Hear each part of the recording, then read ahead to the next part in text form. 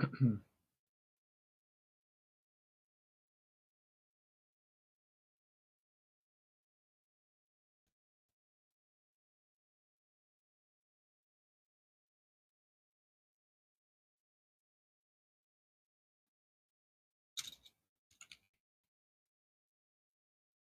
what the app is called.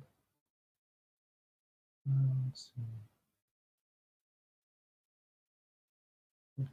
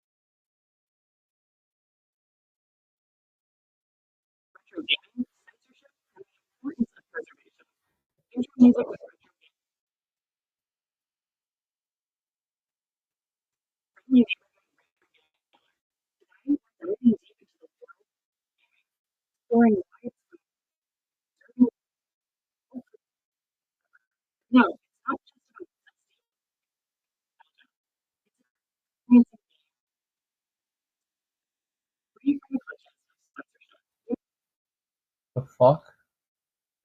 Why is it doing that?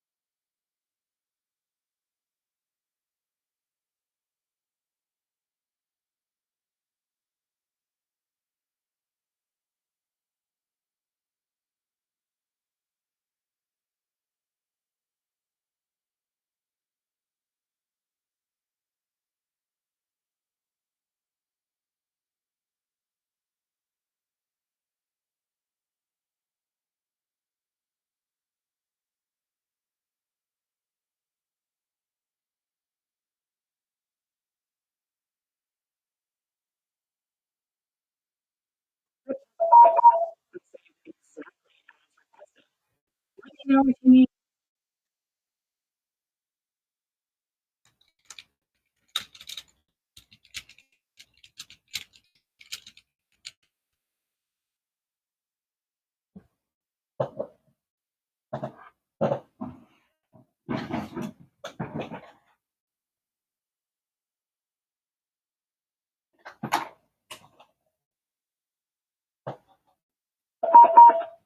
Shut up.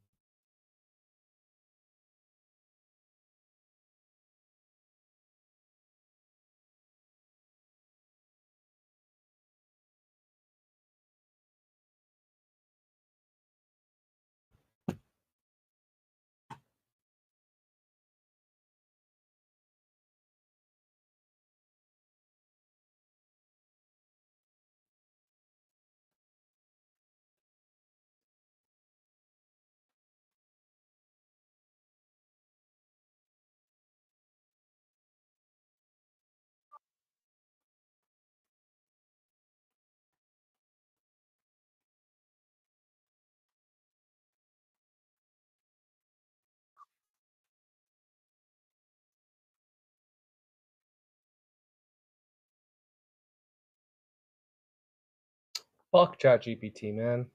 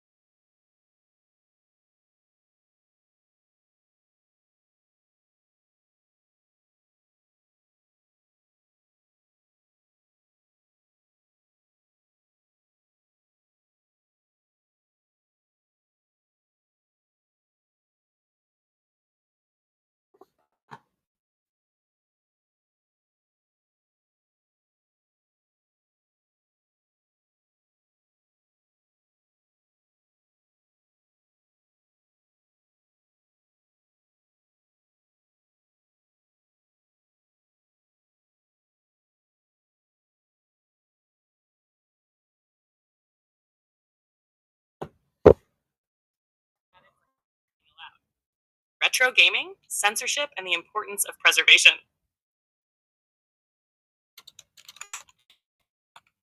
Hey everyone, it's your friendly neighborhood retro game reseller. Today we're diving deep into the world of retro gaming, why it's booming, and why preserving these classics is more crucial now than ever. And no, it's not just about dusty old cartridges and nostalgia. It's about experiencing games as they were meant to be played, free from the clutches of censorship. You might be thinking, censorship in games? What's the big deal? But trust me, it's a bigger issue than you might realize. Take Street Fighter 2, for example. Remember E Honda's iconic bathhouse stage? In the original, there was a rising sun flag in the background. But in newer releases like Capcom Arcade Stadium, that flag has vanished. Just like that, a piece of the game's history and artistic intent is gone. Show comparison of original and censored E Honda stage. Why the change?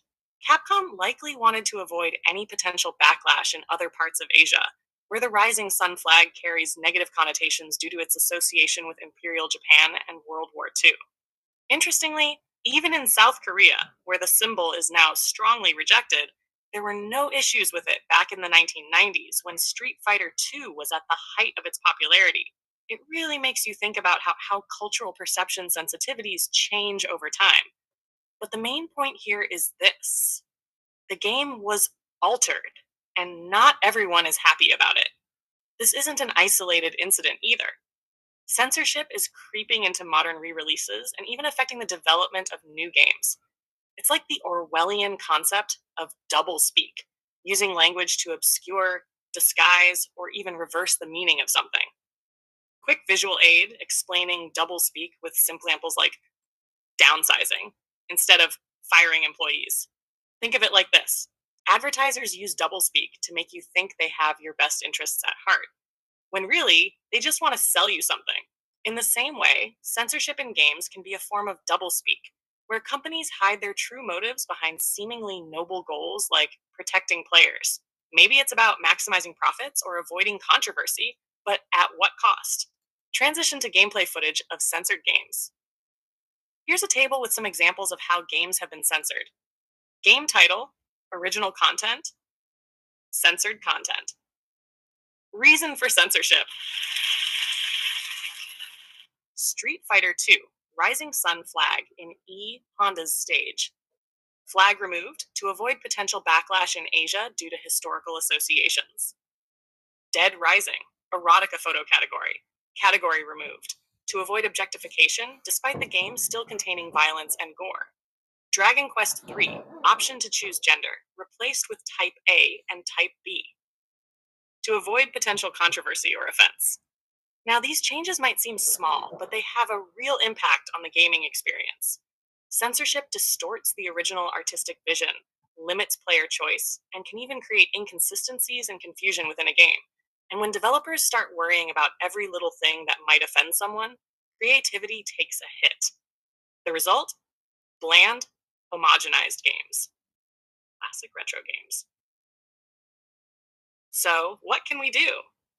This is where retro games come in. They offer a glimpse into a time when censorship wasn't as prevalent. You can experience games as they were originally released, warts and all. It's about preserving gaming history and appreciating the artistic expression of developers. And let's be real, the retro game market is booming. Nostalgia is a powerful force. Many gamers want to relive the classics they grew up with. But it's more than that. Retro games offer a simplicity and challenge that's missing in many modern titles. They're often easy to learn, but difficult to master. Show footage of retro gaming conventions and online communities. Retro gaming also fosters a strong sense of community. Collectors, enthusiasts, and preservationists come together to share their passion for these classics. But preserving these games isn't always easy. Here's the script formatted for easy reading aloud. Retro gaming, censorship, and the importance of preservation.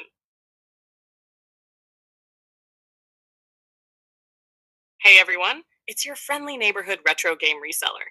Today we're diving deep into the world of retro gaming, why it's booming, and why preserving these classics is more crucial now than ever. And no, it's not just about dusty old cartridges and nostalgia. It's about experiencing games as they were meant to be played, free from the clutches of censorship. You might be thinking, censorship in games? What's the big deal? But trust me, it's a bigger issue than you might realize. Take Street Fighter 2, for example. Remember E Honda's iconic bathhouse stage? In the original, there was a rising sun flag in the background. But in newer releases like Capcom Arcade Stadium, that flag has vanished. Just like that, a piece of the game's history and artistic intent is gone. Show comparison of original and censored E Honda stage. Why the change? Capcom likely wanted to avoid any potential backlash in other parts of Asia, where the rising sun flag carries negative connotations due to its association with Imperial Japan and World War II. Interestingly, even in South Korea, where the symbol is now strongly rejected, there were no issues with it back in the 1990s when Street Fighter II was at the height of its popularity. It really makes you think about how cultural perception sensitivities change over time. But the main point here is this: the game was altered, and not everyone is happy about it. This isn't an isolated incident either. Censorship is creeping into modern re releases and even affecting the development of new games. It's like the Orwellian concept of doublespeak, using language to obscure, disguise, or even reverse the meaning of something. Quick visual aid explaining doublespeak with simple examples like downsizing instead of firing employees. Think of it like this. Wow. Yeah. Advertisers use doublespeak to make you think they have your best interests at heart, when really, they just want to sell you something. In the same way, censorship in games can be a form of doublespeak, where companies hide their true motives behind seemingly noble goals like protecting players. Maybe it's about maximizing profits or avoiding controversy, but at what cost? Transition to gameplay footage of censored games. Here's a table with some examples of how games have been censored. Game title, original content, censored content. Reason for censorship. I don't know why it does Street that. Fighter 2, Yeah. rising sun flag in E Honda's stage. Flag removed to avoid potential backlash in Asia due to historical associations. Dead Rising, erotica photo category. Category removed to avoid objectification despite the game still containing violence and gore. Dragon Quest III, option to choose gender, replaced with Type A and Type B to avoid potential controversy or offense. Now, these changes might seem small, but they have a real impact on the gaming experience. Censorship distorts the original artistic vision, limits player choice, and can even create inconsistencies and confusion within a game. And when developers start worrying about every little thing that might offend someone, creativity takes a hit. The result? Bland, homogenized games. Classic retro games. So, what can we do? This is where retro games come in. They offer a glimpse into a time when censorship wasn't as prevalent. You can experience games as they were originally released, warts and all. It's about preserving gaming history and appreciating the artistic expression of developers. And let's be real, the retro game market is booming. Nostalgia is a powerful force. Many gamers want to relive the classics they grew up with. but it's more than that. Retro games offer a simplicity and challenge that's missing in many modern titles. They're often easy to learn, but difficult to master. Show footage of retro gaming conventions and online communities. Retro gaming also fosters a strong sense of community. Collectors, enthusiasts, and preservationists come together to share their passion for these classics. But preserving these games isn't always easy. Physical media degrades over time, and many classic titles are becoming increasingly rare and expensive. That's where emulation comes in. No, we can't do that. Emulators allow you to play retro games on modern hardware, ensuring these classics remain accessible for future generations. Show examples of emulators and retro gaming hardware. Here's the irony: the gaming industry used to demonize emulation in the late 90s. They saw it as a threat to profits. But now, they're starting to realize that emulation is a valuable tool for preservation. Censorship around the world. Censorship isn't just a local issue, it happens worldwide, often for different reasons. Here are a few examples. In Europe, The Last of Us had to remove dismemberment and exploding heads in multiplayer mode to maintain a lower age rating. The Japanese version of Fallout 3 altered a quest involving a nuclear bomb due to concerns about depictions of atomic detonation in inhabited areas. Homefront was censored in Japan to remove all references to North Korea, likely due to political sensitivities. In Australia, Left 4 Dead 2 was initially banned due to excessive violence, forcing developers to release a censored version to get it on the market. These examples show how cultural norms and political pressures shape censorship. And they're a reminder that the fight for game preservation is also a fight against censorship in all its forms. Transition to a call to action. So, what can you do to fight censorship and support game preservation? 1. Support developers who prioritize artistic integrity. Vote with your wallet. Choose games that respect the original vision. 2. Join online communities and advocate for preservation. Raise awareness about the importance of keeping classic games intact. 3. Explore emulation and its benefits. It's a powerful tool for preserving and accessing retro games. 4. Spread the word. Talk to your friends, family, and fellow gamers about censorship and the importance of experiencing games as they were intended. And let's be real, parents usually know what their kids are buying and how to control that. Excessive censorship often feels unnecessary. Ultimately, retro games let us experience gaming history as it was meant to be. Here's the script formatted for easy reading aloud. Retro gaming, censorship, and the importance of preservation.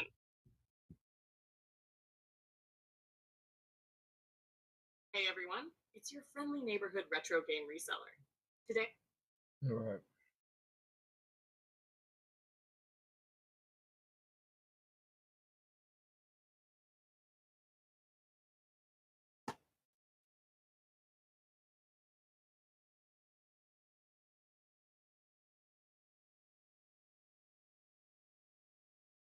So we're gonna have it rewrite some of these to be more engaging for a reel. That's my main focus.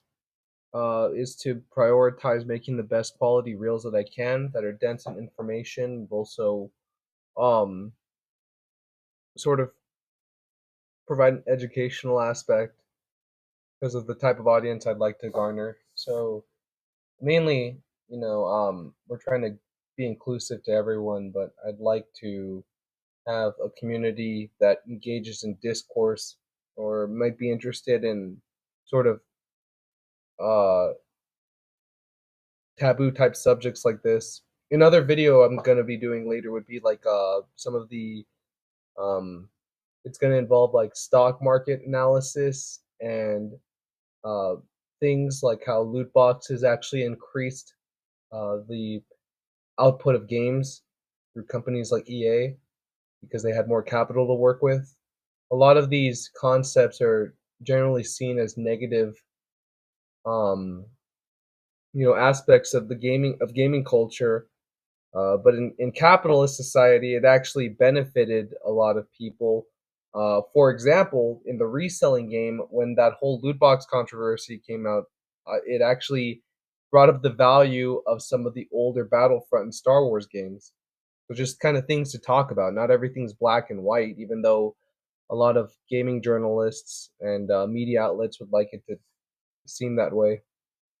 So let's see. Let's see what we have here. ChatGPT is being so fucking retarded today. It's not copying it the way I want it to. Let's see. Let's see. Copy this so it can be read aloud, blood.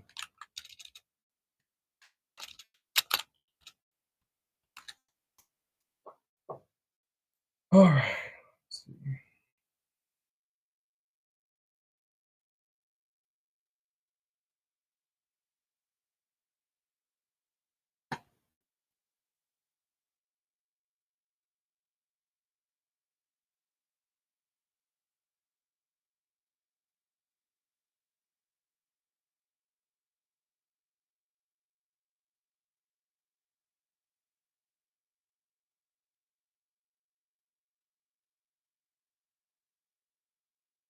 All right, cool. So I can already, let's see.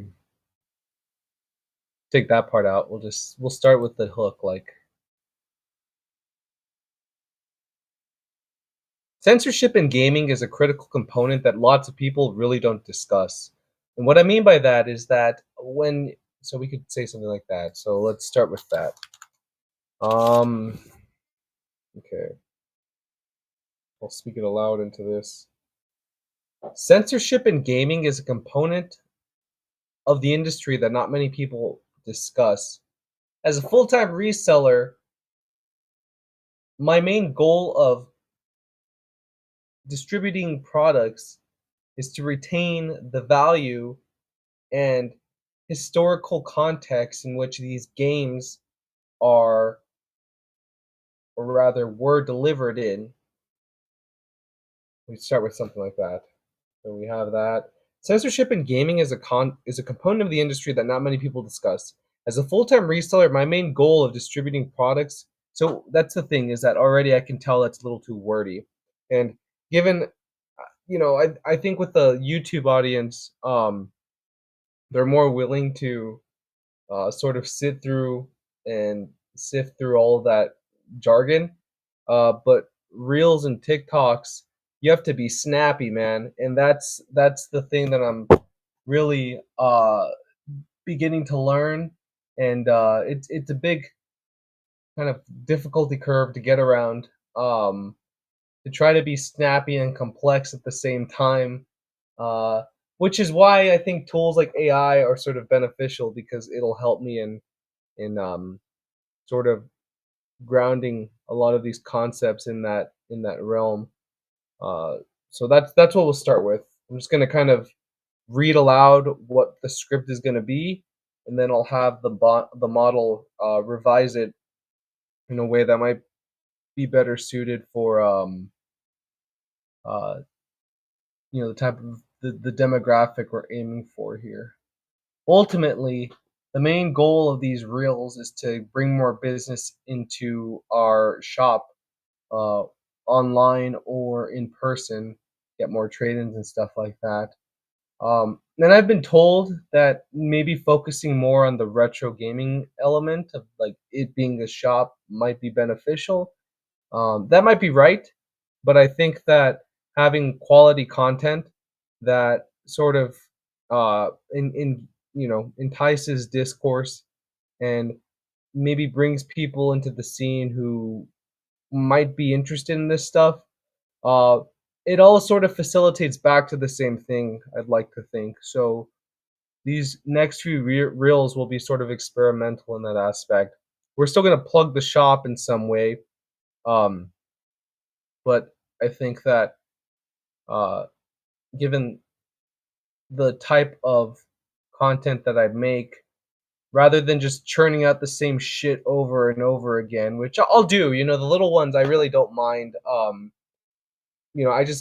don't want to, if I'm gonna be doing this, I'm gonna do it my way. Whether or not that's good for the algorithm, I can give two shits. To be honest with you, I'd rather have an audience dedicated to the type of content that I make. Um, than have a bunch of randoms come specifically to just get their dopamine hits. There's plenty of other channels for that. And I'm in it for the long game. I'm hoping, I listen to a lot of earnings calls and stuff like that, and Meta is constantly changing their algorithm.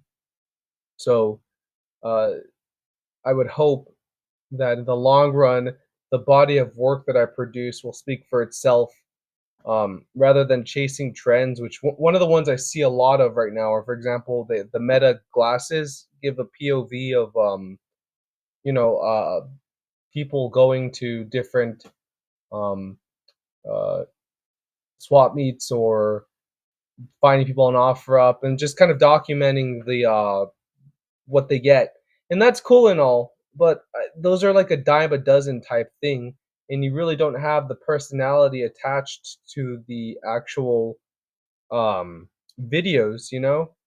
And they're kind of fleeting, to be honest with you. I want to make content that's evergreen. And the thing is with those types of videos, once you put it up online a month later, most of the products you had in that video are likely to have been sold, or like they're a little time capsule for that period that you posted on. And afterwards, a year down the line, what makes it distinct from something that you post today if you're constantly posting the same sort of thing? I don't know. I think a lot about this whole content creation thing, and that's kind of where I'm at these days. I used to just kind of post a bunch of things that were relevant to the shop, trade-ins. Not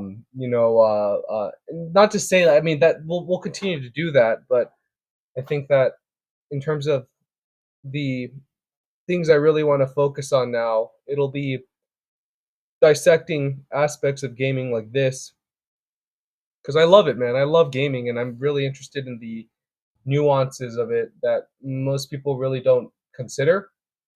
More so the capitalist approach to it that a lot of people don't consider. So one of the things that in capitalism is censorship, because you have to protect your bottom line. So let's get back to it. Anyways, just kind of a little tangent there. All right, cool. So we're gonna go ahead and just read aloud. We'll read it verbatim. Hey everyone, it's your friendly neighborhood retro games reseller. Welcome back to the channel where we don't just talk about retro gaming, we live it, buy it, and sell it. Today we're deep diving into the world of retro gaming, why it's booming, and why preserving these classics is more important than ever.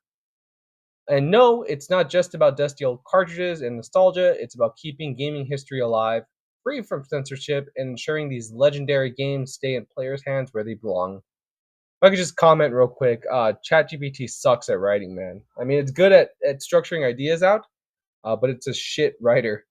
So compare that intro to what I have here. I might have word jargon, but at least this sounds more, human-like. Censorship in gaming is a component of the industry that not many people discuss.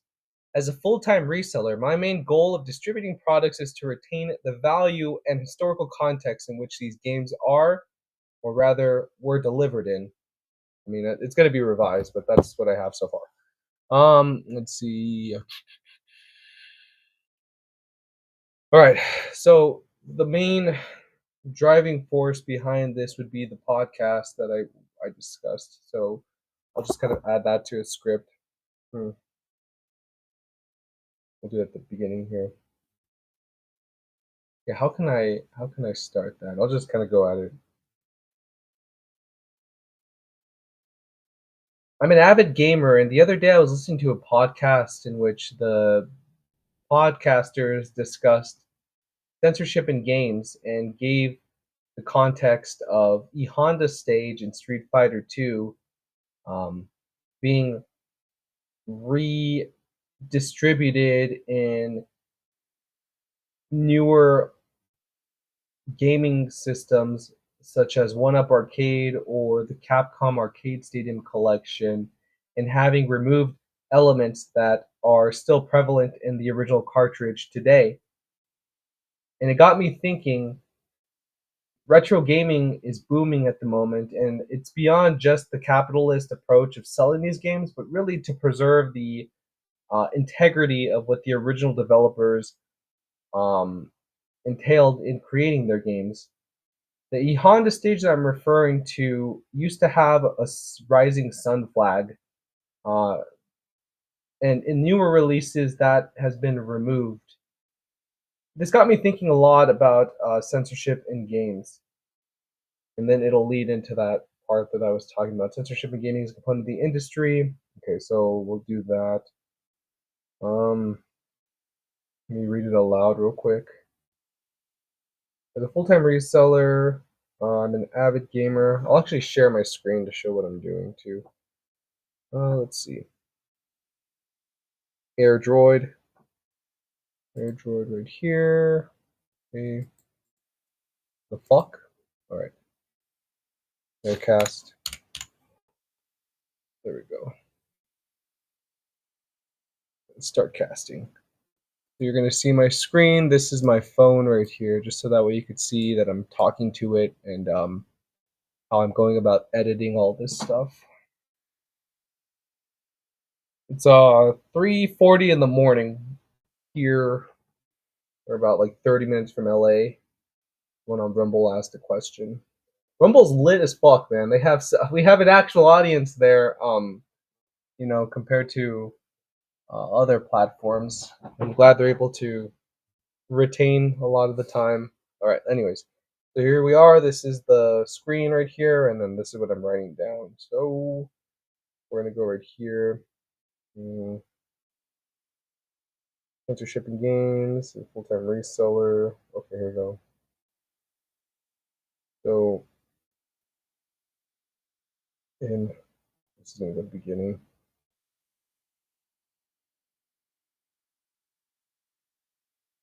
Okay.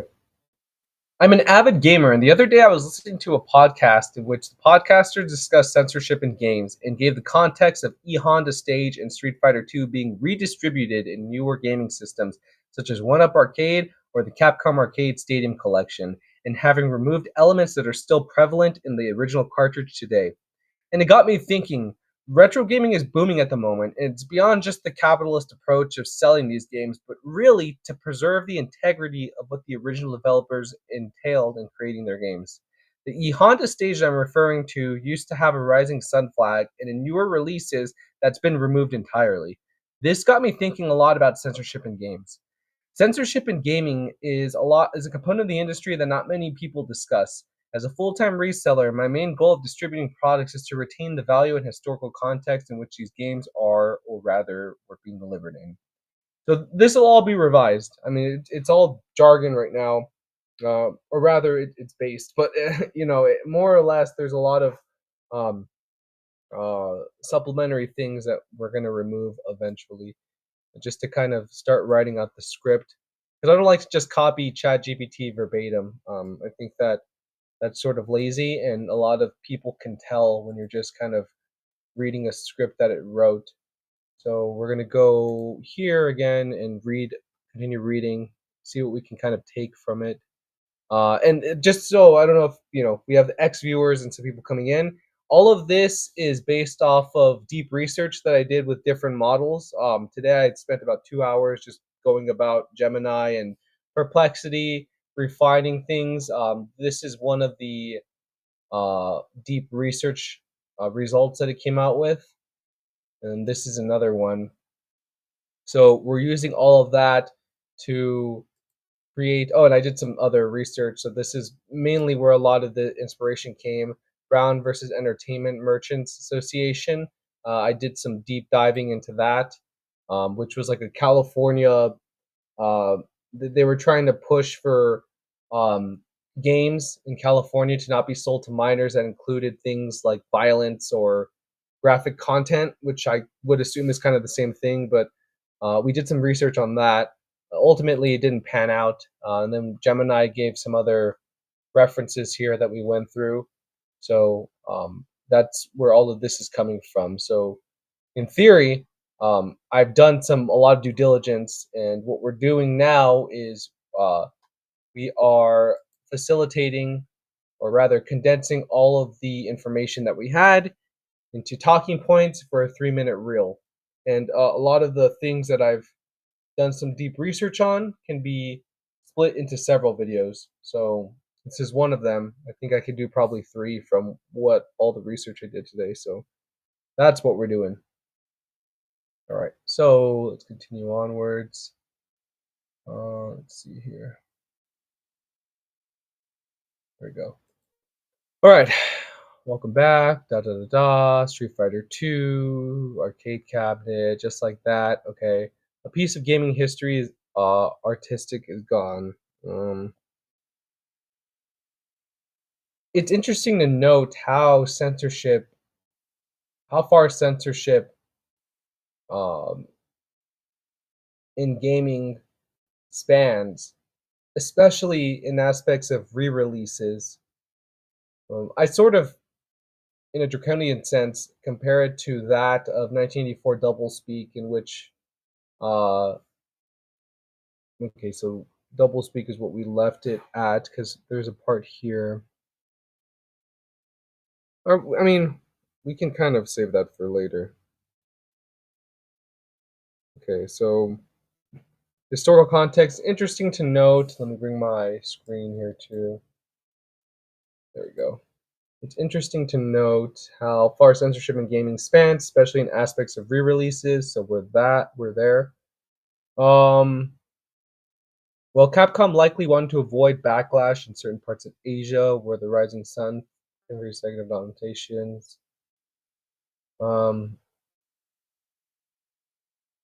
Whether it's justified or not is up for debate. One can argue that Capcom likely wanted to avoid backlash in certain parts of Asia, where Rising Sun flag carries negative connotations due to association with Imperial Japan in World War II.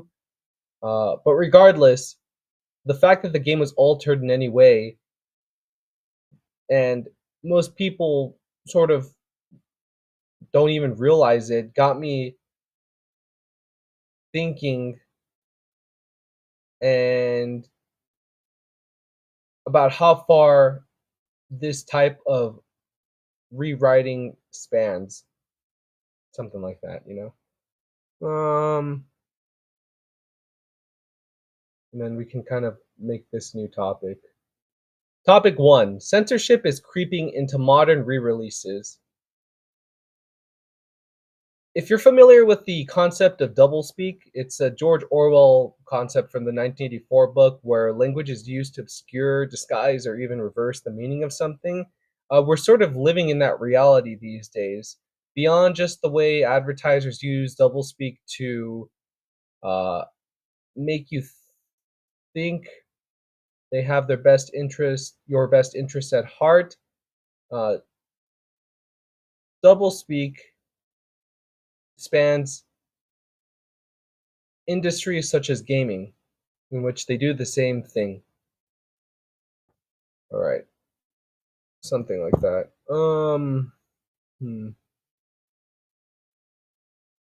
Did we get that? Let's see. Yeah. All right, cool. So we have that right now. Let's see. It's the Orwellian concept of doublespeak, where language is used to obscure, disguise, reverse. Advertisers modernizing a game or making it more accessible, but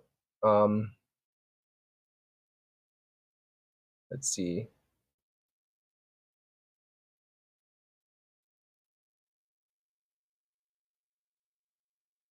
Phrases that imply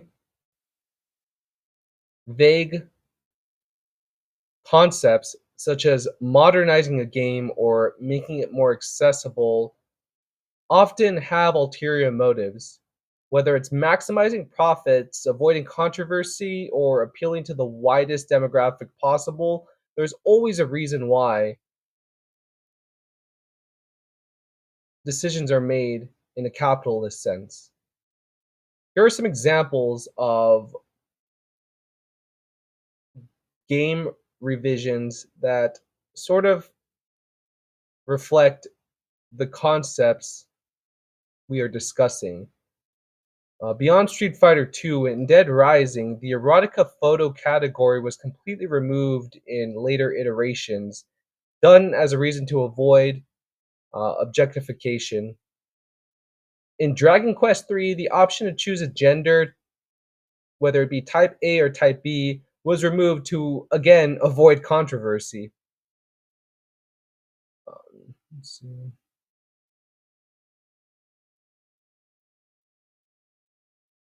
There was more to that actually. I think it's above. Let's see.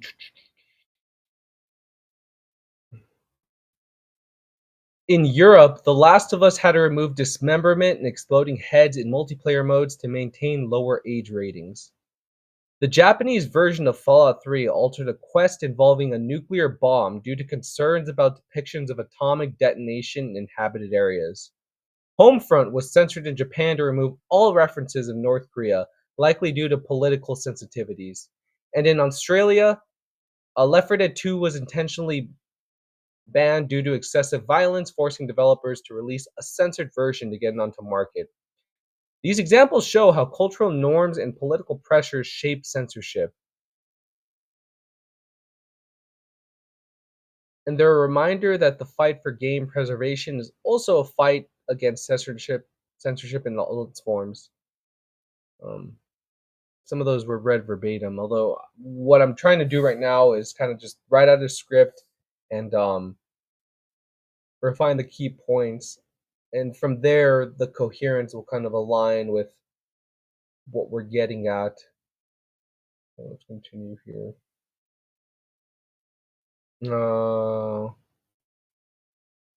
Let's see.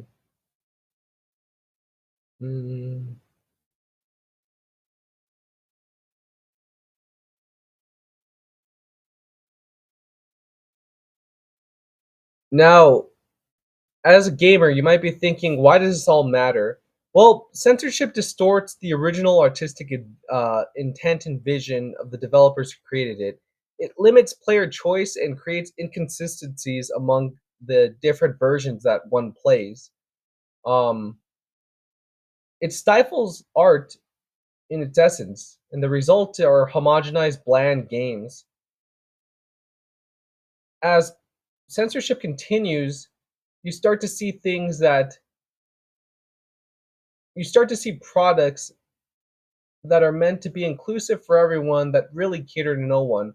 A ripe example I can think of this is the Saints Row, which appealed to the lowest hanging fruit demographic of people who, uh, if you could actually expand on that GPT, that'd be pretty solid. But yeah, anyways, another one would be like getting um, Spider-Man 2. They revised Mary Jane to be less attractive to make, I guess, women feel better. Um, and in my opinion, that's why retro games are more valuable than ever. They offer a glimpse into a time when games weren't being altered post-release. When a game was shipped, it was done, and that was it. And developers used to push boundaries, leaving the culture feeling raw and unfiltered. All right, so we got that so far. Let's see. Let's revise the text. Real quick, I'm going to check to see XRP is up right now. Oh, XLM is up. 34 cents. All right, sweet. All right, cool. They offer a glimpse into the developers.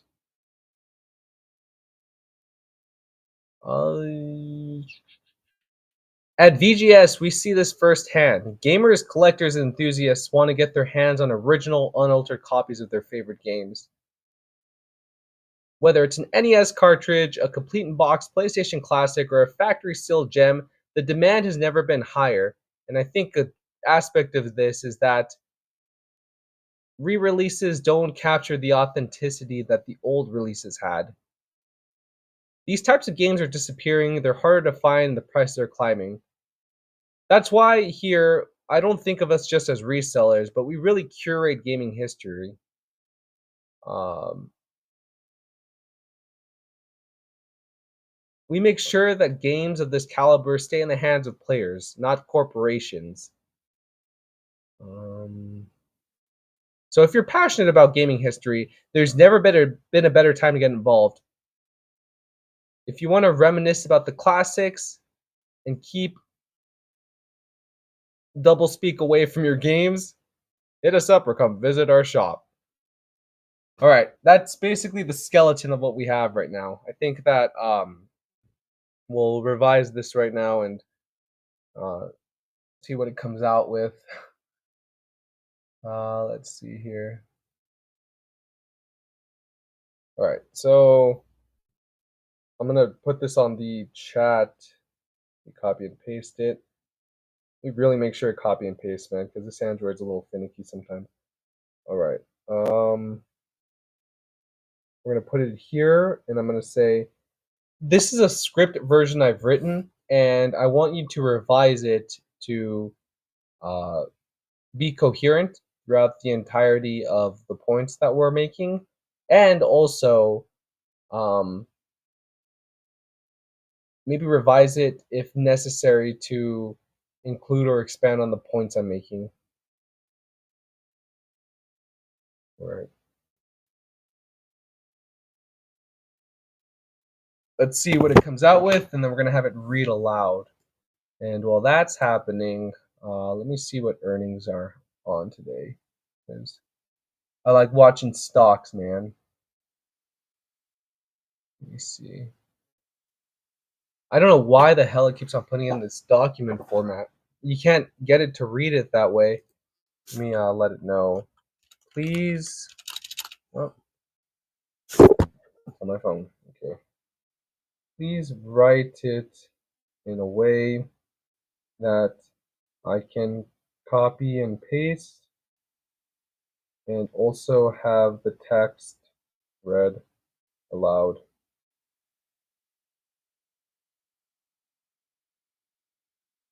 All right, I'm just gonna do its thing right now.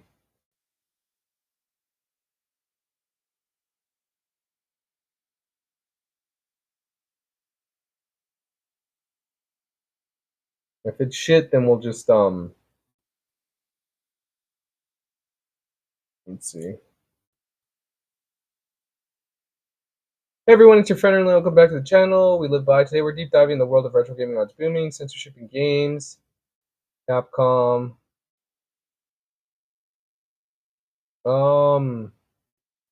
This is the exact same thing that I have written. It's terrible. All right, let's just go onto a separate chat and see what it comes out with here. Free of bias. Let's see. All right. Okay, this is much better already. I can tell. I can tell because I'm a fucking genius. All right, ready? So, censorship in gaming, the silent rewrite of history. Let's read it aloud. I'm an avid gamer, and the other day I was listening to a podcast where they brought up an interesting case of censorship in games, specifically the E Honda stage in Street Fighter II. In modern re releases, such as those in 1UP Arcade Cabinet and the Capcom Arcade Stadium Collection, certain elements from the original game have been removed. A key example is the Rising Sun flag, which was present in the original cartridge but omitted in these newer versions. That got me thinking, retro gaming is booming, and it's not just because of nostalgia or collectors flipping games for profit. It's also about preserving the integrity of the original creations, the artistic vision of the developers, free from modern revisions. Censorship in gaming is something that not many people talk about, yet it's becoming increasingly common. As a full-time reseller, my role isn't just about selling games, it's about retaining the value and historical authenticity of these re-releases. When a game gets altered for a re-release, it raises important questions. How far does this rewriting go? How much of gaming history has already been changed without people noticing? The slow creep of censorship in modern re-releases. If you're familiar with doublespeak, a concept from George Orwell's 1984, it refers to language that obscures, disguises, or even reverses meaning. We see this not just in advertising and media, but in gaming too. Terms like modernizing a game or making it more accessible often carry hidden motives, whether it's maximizing profits, avoiding controversy, or appealing to the broadest possible demographic. But what these phrases really mean is that games are being revised, altered, or outright censored. And in many cases, players don't even realize it. Here are some examples of censorship in gaming that often go unnoticed. We'll revise some of this. Street Fighter 2, The Rising Sun Flag, Dead Rising, the erotic photo category, Dragon Quest 3, option to choose gender, Last of Us, dismemberment in Europe, Fallout 3, nuclear bomb detonation in Japan, Homefront, references to North Korea, Left 4 Dead 2, banned due to excessive violence. These examples show that censorship isn't just about avoiding controversy, it's about shaping how history and culture are remembered in gaming. When you change these details, you change the historical footprint of a game, and in doing so, you erase the artistic choices that made the original what it was. Why does this matter? Some people might say, who cares? It's just a game. But censorship distorts the original artistic intent and vision of the developers. It also creates inconsistencies amongst different versions of games, which means two players might have completely different experiences in the same title. As censorship continues, we're seeing a trend towards sanitized, homogenized games that try to appeal to everyone, but in reality end up feeling soulless and safe. Take Saints Row 2022, for example. The reboot was meant to be more inclusive and modern, but in the process, it stripped away everything that made the original game stand out: the irreverence, the over the top humor, the raw, unfiltered energy. Instead, what we got was a watered down version of what used to be an unapologetic franchise.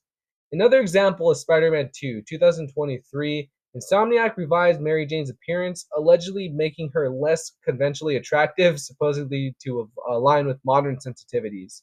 Whether it's intentional or not, this kind of revisionism sets a precedent that art should be altered to fit current social trends rather than be preserved as a product of its time. Let's see. This is why retro games are more valuable than ever. They offer a glimpse to a time when games weren't allowed, altered post release. When a game was shipped, it was done. That was it. Developers pushed boundaries and culture felt raw, unfiltered, and authentic.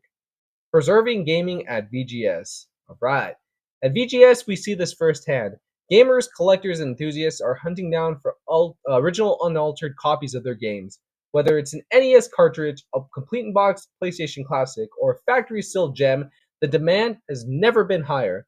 And there's a reason for that. Re releases don't capture the authenticity that the original versions had. The further we go down this road, the harder it will be to find games in their pure, unaltered state. That's why we don't just see us as resellers.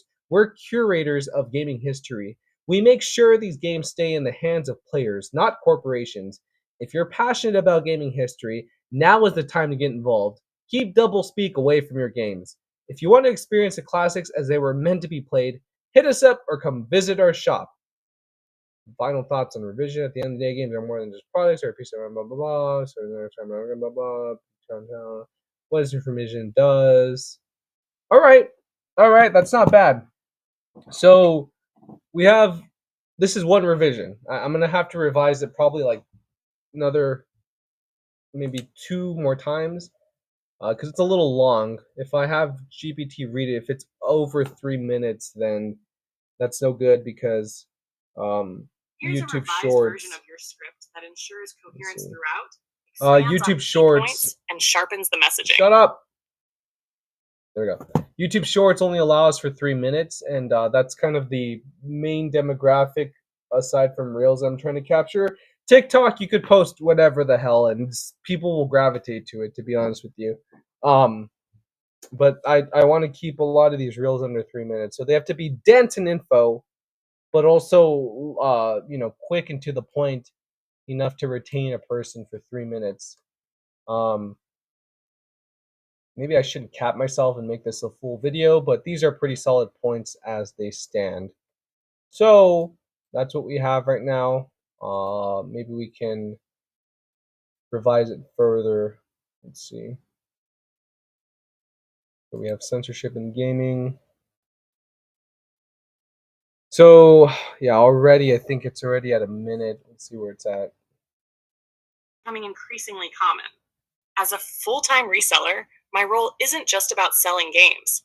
It's about retaining the value and historical authenticity of these releases.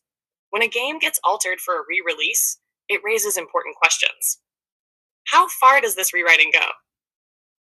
Yeah. Okay.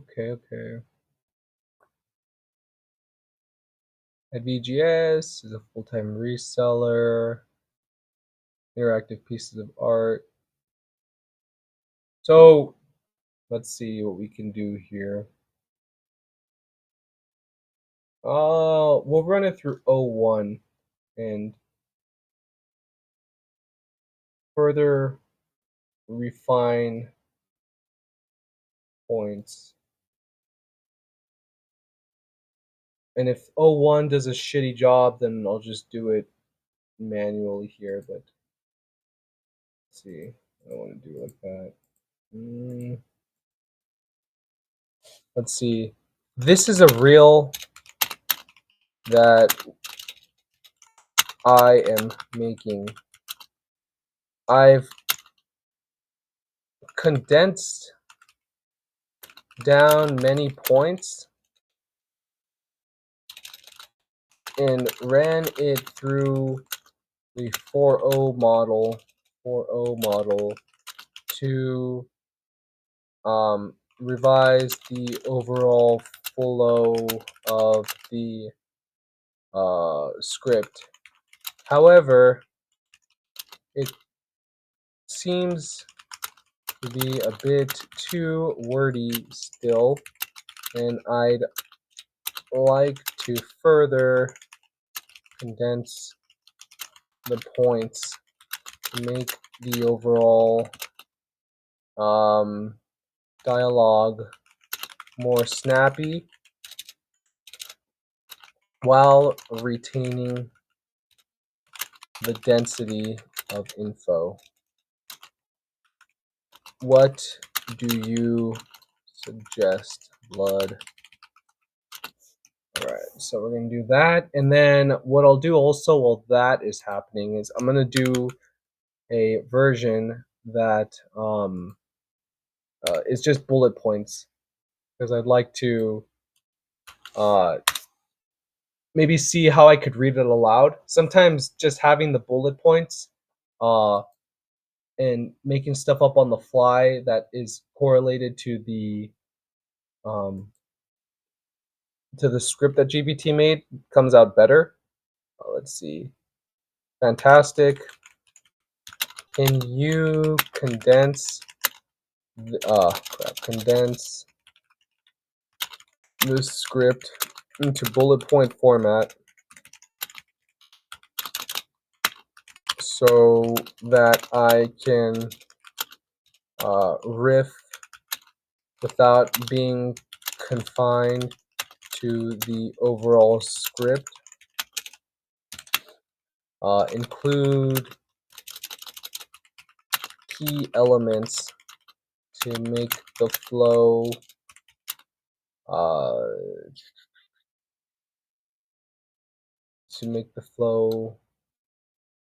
to better the flow. Speech.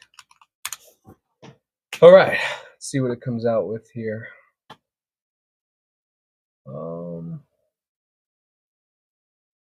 We have this one here, O1. Let's hear what it says. And in Canva. And we'll do it this way. Yeah, the overall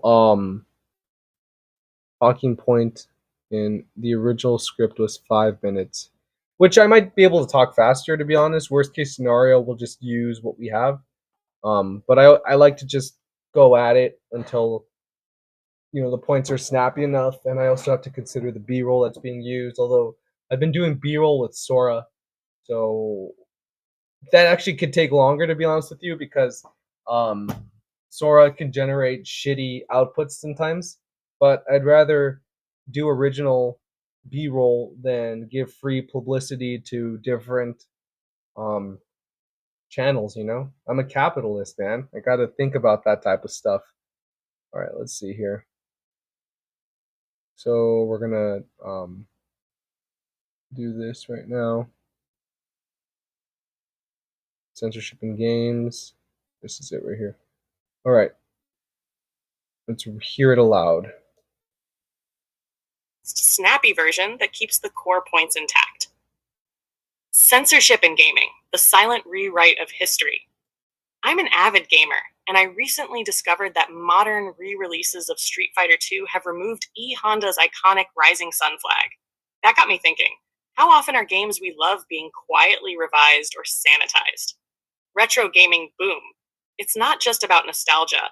Retro gaming is about preserving the original developer vision, free from post-launch edits. Every time a classic title is altered, a piece of gaming history disappears. Doublespeak in action. Modernizing a game, or making it accessible, can be doublespeak. It often means tweaking or removing content to avoid controversy or broaden appeal, which leads to censored re-releases. Dead Rising lost its erotica photo category. Dragon Quest III dropped its gender option. Left 4 Dead 2, Australia, was released in a heavily censored version. These changes add up to a slow erasure of what once existed. Why it matters. Censorship rewrites history, distorting the developer's original intent. Two players might end up with totally different experiences of the same game. Over time, we get bland, homogenous reboots that feel less authentic. Just look at Saints Row 2022 or the Mary Jane revisions in Spider-Man 2 2023. The role of resellers. At VGS, we see ourselves not just as sellers, but as curators of gaming history. Demand for original, unaltered cartridges and discs is soaring, precisely because they represent the real, untampered experience. If you're serious about preserving gaming's roots, watch out for doublespeak and seek out versions of games that remain true to the original vision. Hope this helps keep your message tight and impactful. Blood? They call me Blood. Well, that didn't really sound that great, to be honest. It removed a lot of key elements that the original script had. So what I'm gonna do is I'm going to use this script and just kind of give a few takes in the recording process. Um, but what I want to try is maybe running it through a few other models to see what they come out with. Because I think overall the flow and the points are coherent. However, I'm just considering how wordy it might be. Um, and one of the things with reels is you have to be super concise and to the point. Otherwise, you don't keep retention. So that's just something to consider. But we have a good start here. Alright. And after this, I'll probably work on a clock. I'll probably work on a another reel that I have. So this is gonna be script one. Script one revision. Come on. Alright, so we got that. And then I'll just run this through the Gemini model. So we're gonna do this. Introducing 2.0. Advanced, making it faster for everyday tasks. Complex coding and math problems with ease. Break down complex ideas and tasks, showing step-by-step thought and process in real time. Integrate the app seamlessly. Okay. I'm going to assume best for complex tasks. For everyday tasks, which one would this be? An everyday task or a complex task? I think it's a complex task. All right, so this is what we have. This is a script. If anything, I already have the prompt here. I can just do that. Let's see.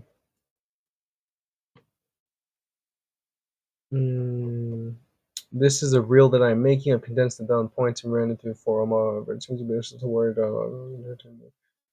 What do you suggest?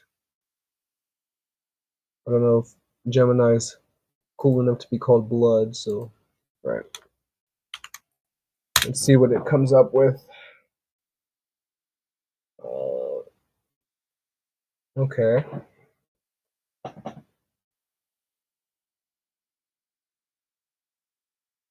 Hmm.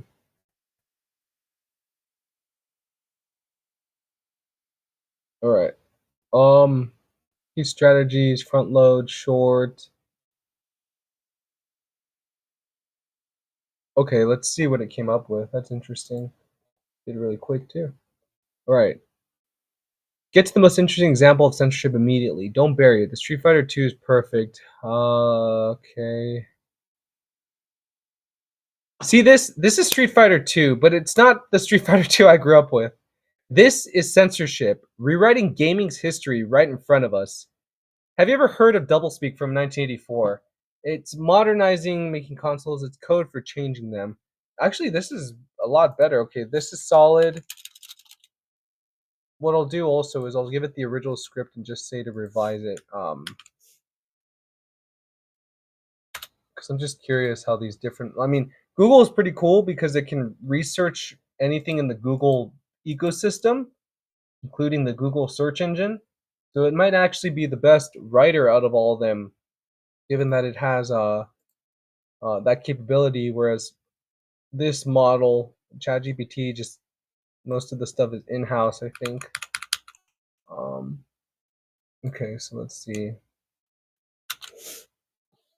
Can you revise this to be better, to be more engaging for a reel I am making? Do not sacrifice the density of info on displayed. Just make the flow better to keep retention. All right. That's that.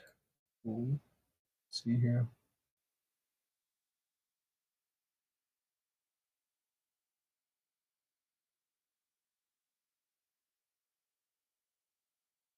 Oh wow, it even does like a play-by-play here. This is too short though. This is too short. Okay, let's see.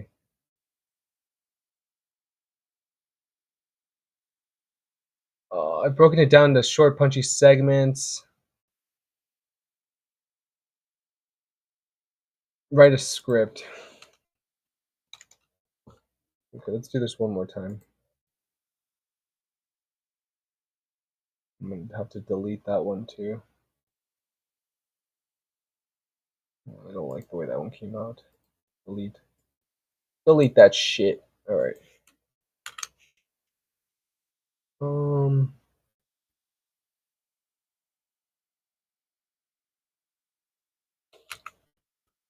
For real. It's gonna. It knows what I'm saying. Okay.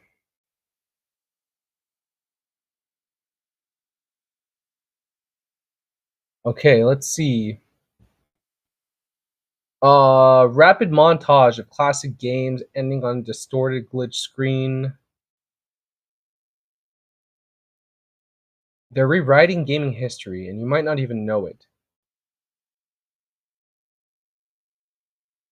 Classic games are being changed. See this? Gone. Retro gaming isn't just nostalgia, it's about preserving the original artistic vision. Huh. They call it modernizing. We call it doublespeak. Okay. Wow. You know what? This gave me a completely different way of viewing this video. The thing is whether or not I'm willing to sacrifice context for engagement in that way. There could be a blend of the two. I think that let's see. Because I think this is more like it reminds me of these types of videos. I'll show you real quick. There's this guy I used to watch called Moon. We'll just put Moon China. And they make everything seem existential. Look.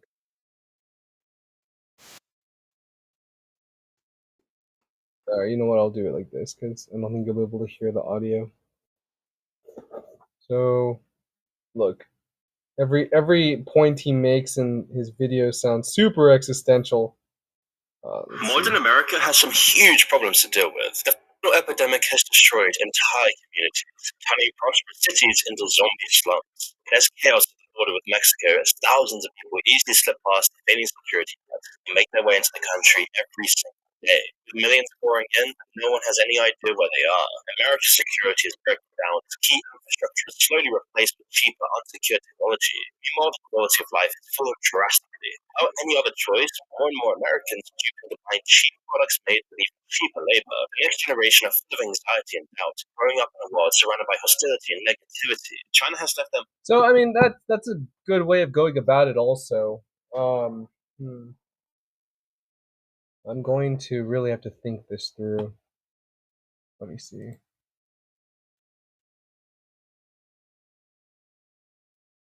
So do I want to make it? I mean, there could be a medium of the two, because the way I see this in my head, it sort of encapsulates that type of editing style, which isn't bad to be honest, especially for 30-second clips. But again, the main reason I'm even trying to um make I want the content to be more dense. All right, let's see. They're rewriting gaming history, and you might not even know it. Okay. Let's see.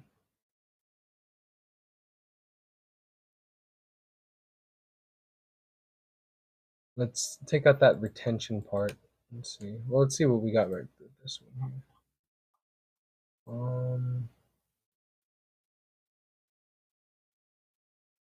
Okay, that one's done already.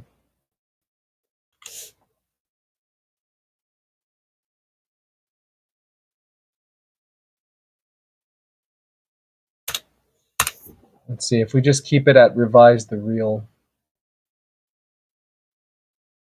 I don't like the way it looks. Like, why does the fuck? Gaming history is being rewritten. Every pixel, every line of code tells a story, but censorship is erasing the past. We're preserving the original vision. At VGS, we're curators of gaming history. Okay, yeah, you see, like complete. Oh, I used the wrong model. This is with deep research.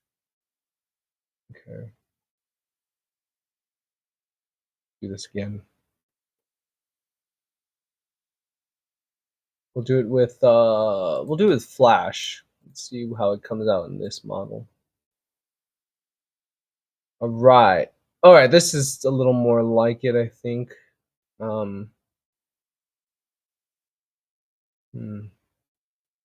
It really kind of like destroys the overall template, which is interesting.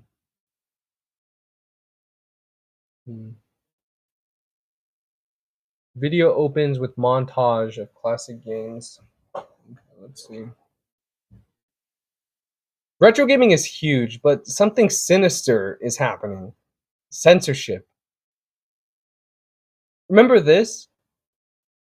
Well, now it's gone, replaced, erased. Modernizing, they call it. Accessible, but what they're really doing is rewriting history. Classic games are being altered, often without us realizing it. Why does this matter? Well, these games are art. They're a reflection of their time, and censorship erases that.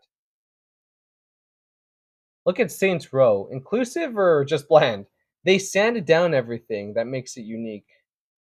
Okay, this is solid, but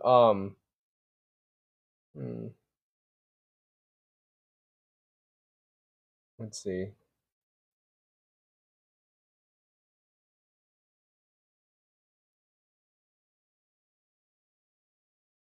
Try one more method here.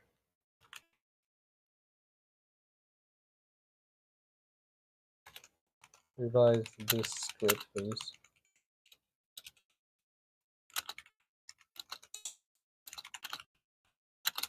You can say keep the length.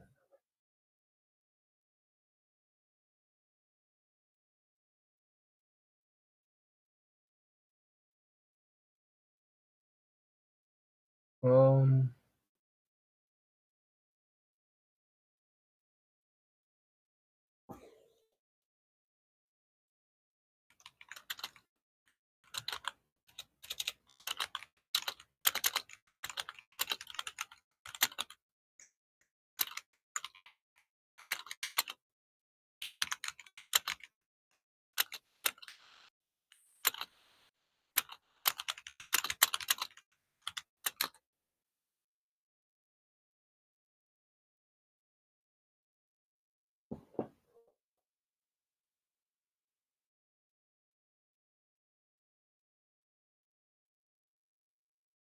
Remember blasting through Honda stage in Street Fighter 2? Well, in newer versions, something's missing. The Rising Sun flag.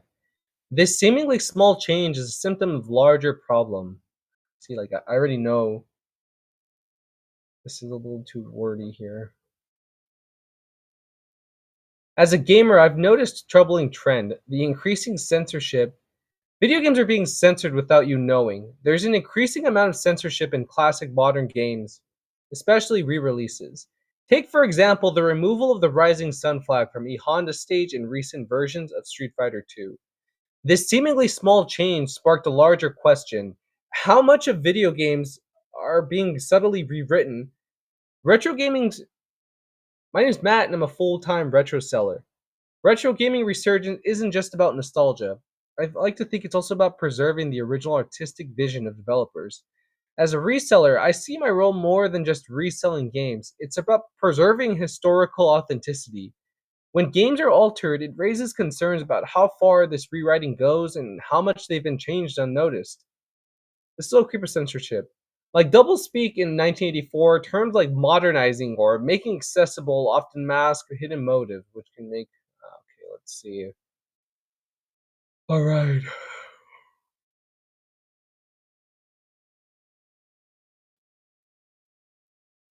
Remember blasting, retro gaming is booming, and it's not just about nostalgia. Think of it like modernizing.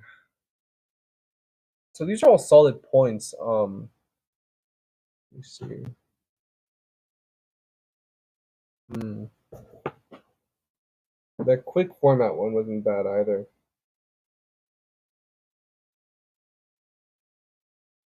Oh, let's see here.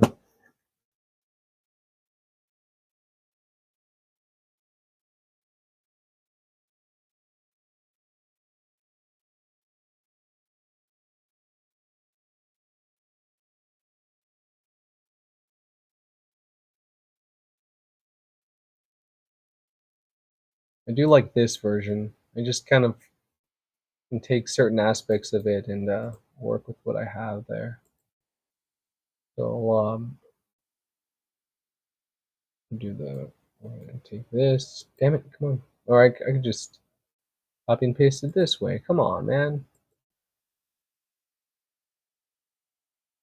So we have a few versions of the same script.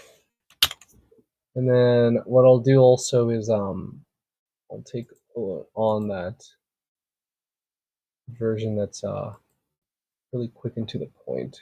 Let's see. Here's a revised version for a real focus on flow, impact, and visual cues. Bunch of segments. Let's see. Rapid montage of game logos ending on a distorted. It'll be like NES, PlayStation, upbeat, slightly tense music. Censorship in gaming. Video games are being rewritten, and you might not even notice it. The other day, I was listening to so we could start with that actually. So just kind of have like the cue.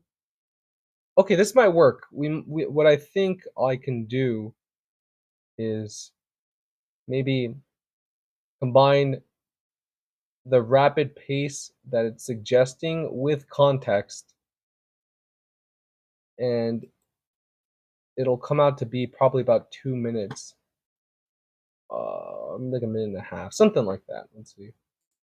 So what I'll do is this will be page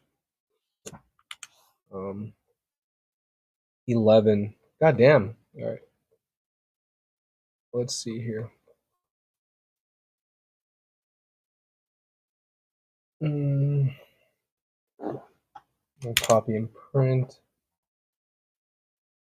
6 pages total.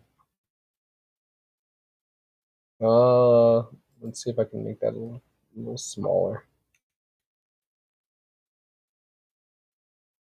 About reducing costs here.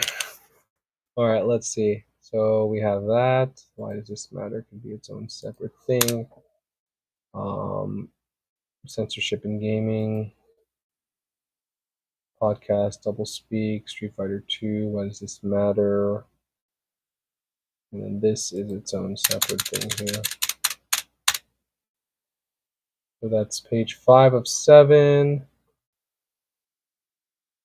All right. That should work.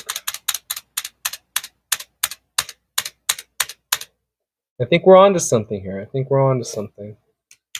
So it would be 5 pages total.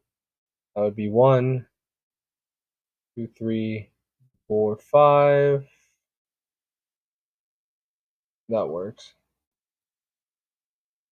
I don't know why it's bringing up that last page at the end. Let's see. Print on both sides. And we'll do pages 1 through 8.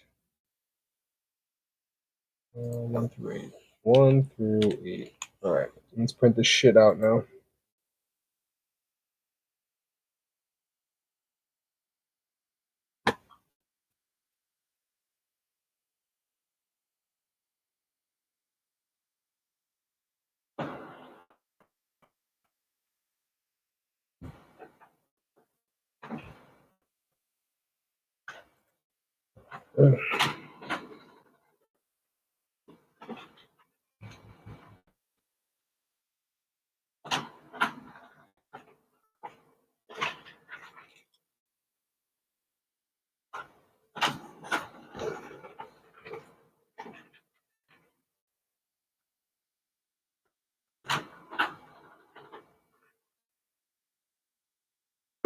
Alright, so we have everything here.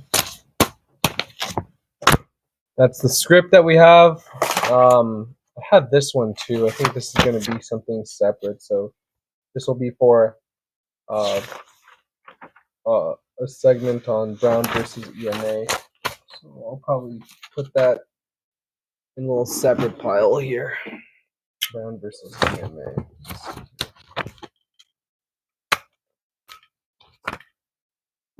That one would need to be a little more engaging also. So we'll put that as Brown versus EMA. Brown versus EMA.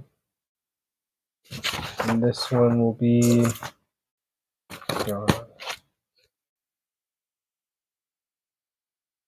let's see. Censorship in games. Right. Mad solid. We're already ahead of the game here. I'll be right back. I'm gonna get some water and I'm gonna revise some more reels.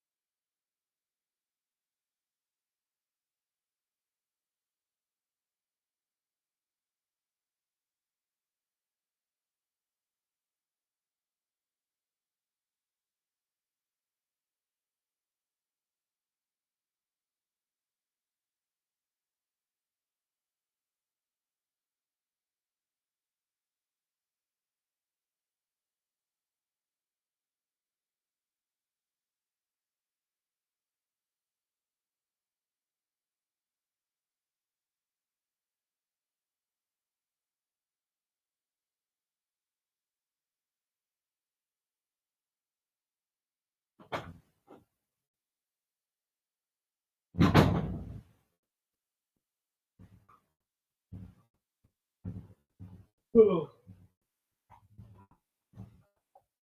right, let's kill some of these smaller reels that I have. Let me get my phone caster out. Let's do this. Let's see.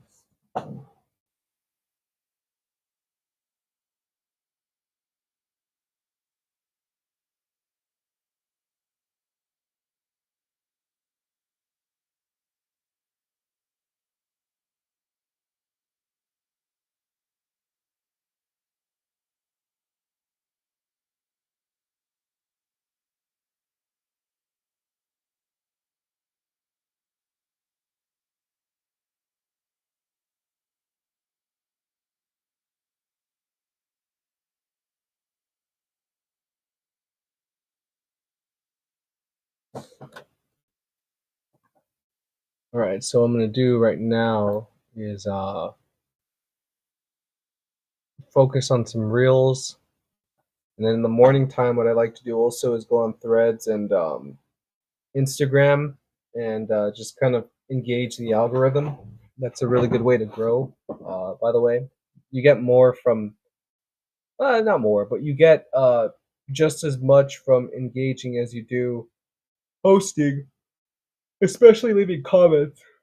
Oh, excuse me. Say, for example, there is a page that also does reselling, and in this local vicinity here, there's a lot of them. What I'll do is I'll comment so that way, whenever someone scrolls through their page, they're like, "Oh, VGS, what?" And they have a little check mark. They end up finding us, giving us a follow. So we take, or rather, we're just getting from the pool of customers that other businesses might have. So let's see here. I'm gonna go through and just kind of do that right now.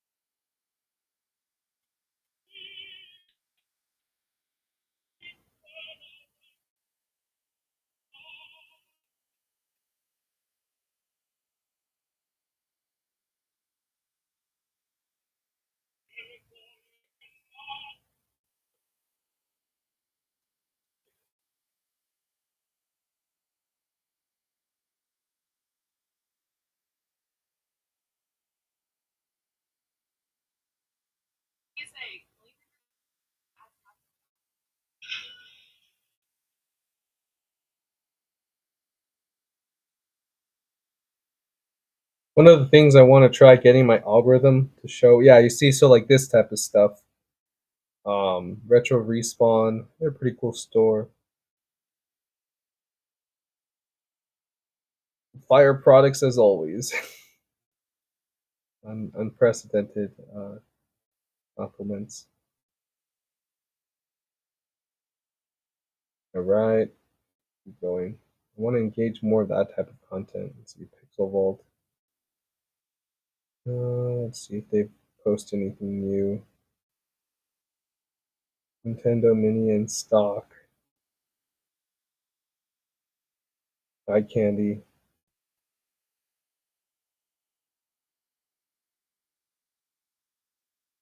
Right.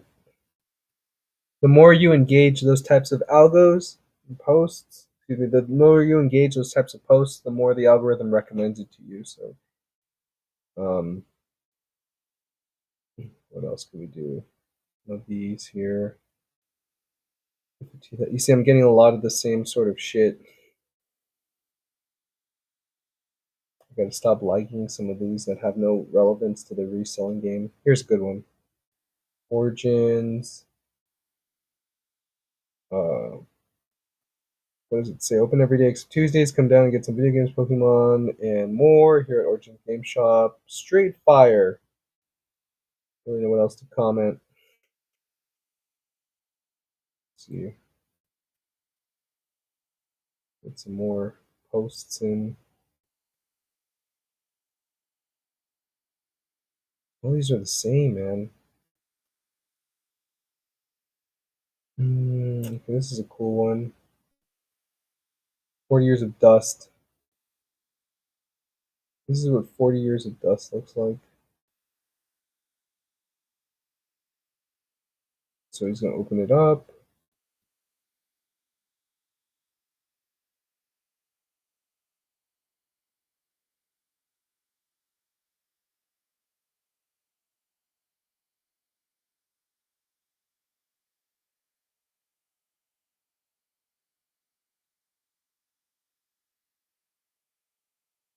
Can literally make a blanket with all that buildup. That's what I'm going to put. Sleep. Screw it. I just... Instagram also kind of knows. I've read into the algorithm a few times. If your comments are of low quality, and you're just spamming the same shit over and over, it docks you for that. So I have to have diversity in what I'm posting and I'm commenting on stuff. So let's keep going. Let's see here. All right.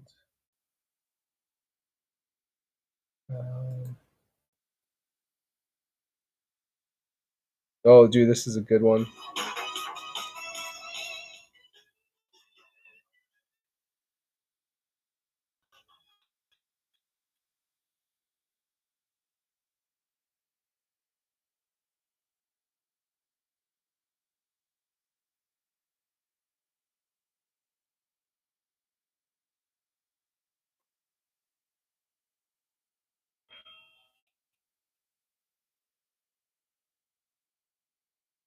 Very cool.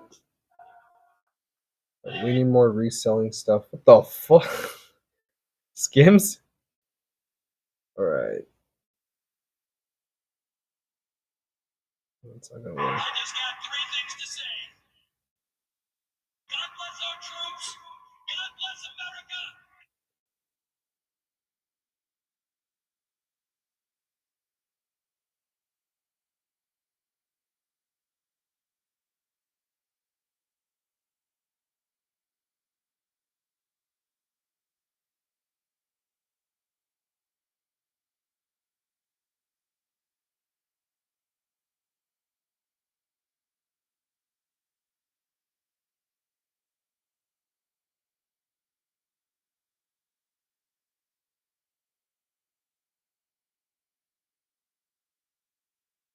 Alright.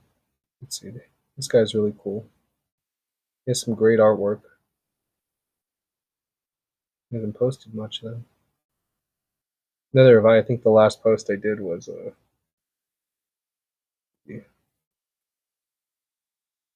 4 days ago. Yeah, got a little more viewership though. That's pretty cool.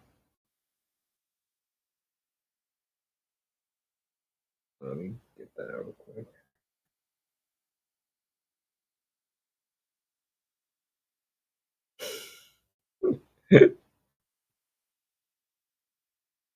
Doctor.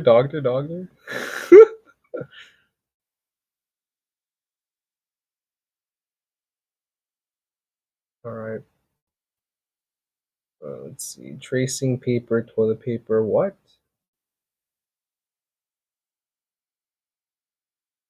I love comedy. Let's see what this guy said.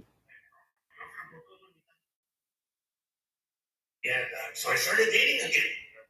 I went to the club. I found me this girl. Free. And she goes, hey, I like you, Doc, but we're gonna date. You can't bring anything from your past relationship into no relationship. And I said, yeah, I like that. So we went out on a date. She brought her kids. I'm like, hey, why are you bringing your past relationship into the relationship?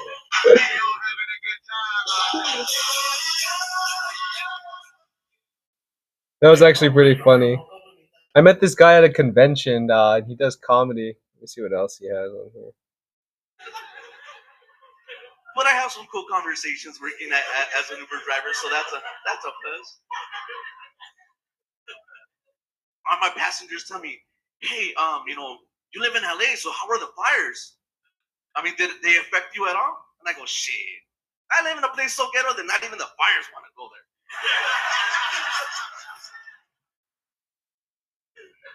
But the fire did affect a lot of people, right? Like the fires were so bad that it had rich people wanting to go to the ghetto just to feel safe.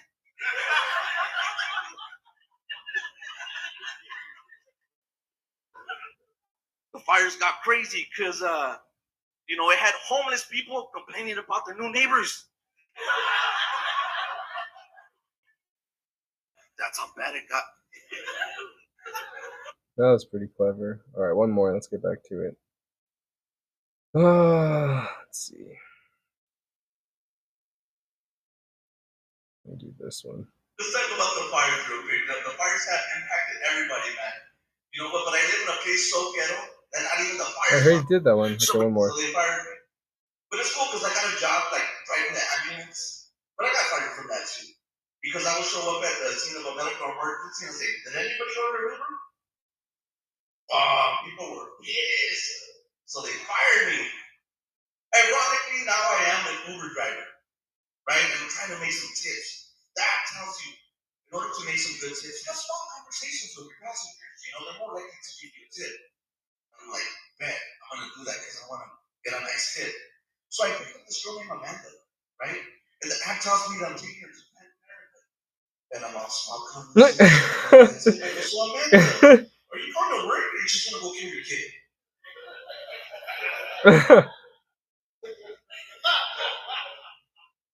Hey, but the fires are super fucked up, man. All right, let's get back to it.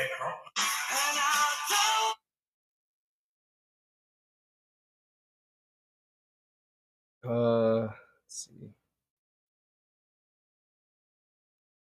This is pretty cool. What is the question? Which Mario is your favorite? Is all of them an option?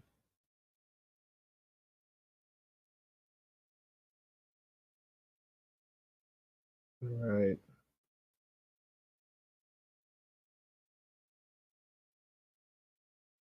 Let's do one more. Has to be like a reselling one. Gosh. I'll be honest, I'm not much of a I don't really like to watch reels. I kind of prefer making them. This is the most boring part of the job for me, is just kind of sifting through all this shit.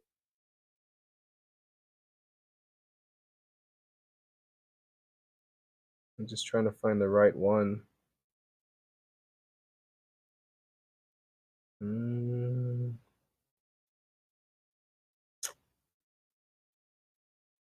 don't know, man. We'll look someone up and just kind of comment on their stuff. Oh, he hasn't even posted.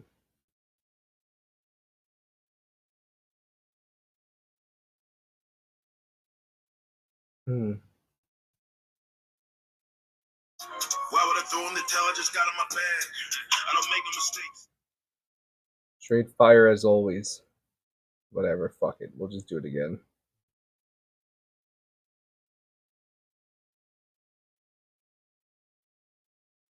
That should work, I think.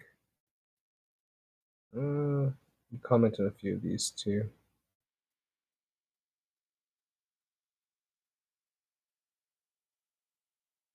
Just get the name out there, Alright. Okay, this is another good one. Now we're starting to get stuff that's relevant.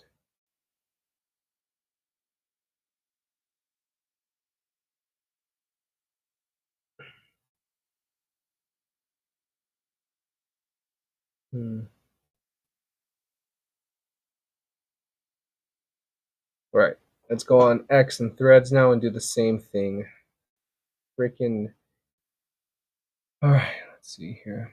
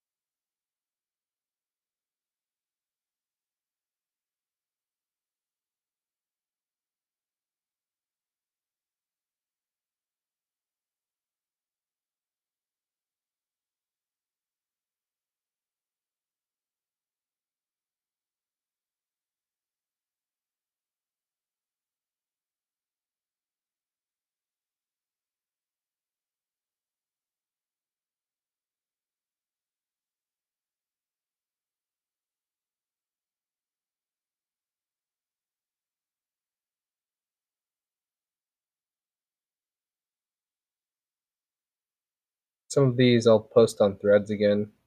It's all about getting engagement, honestly. Let's see.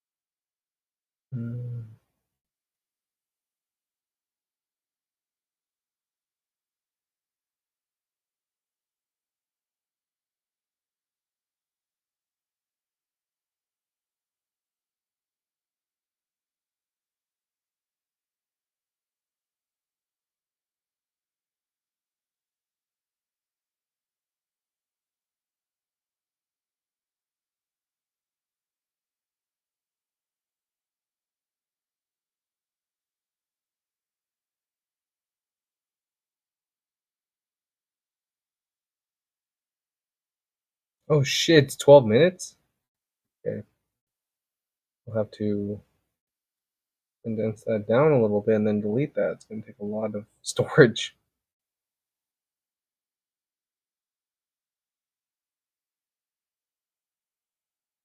Right.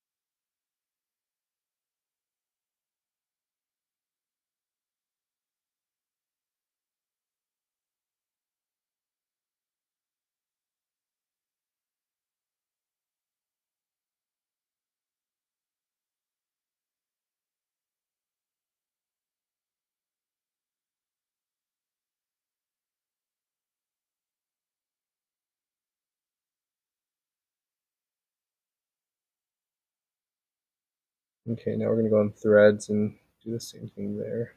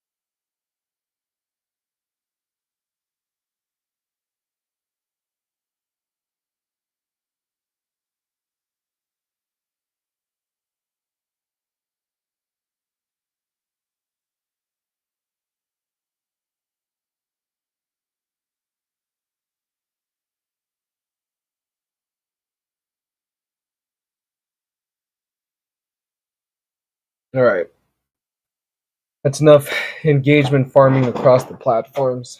I used to do it for Blue Sky too, but that platform isn't really worth the extra effort.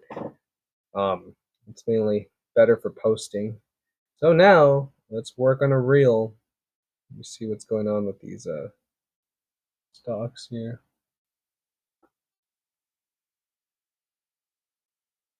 Let's see here.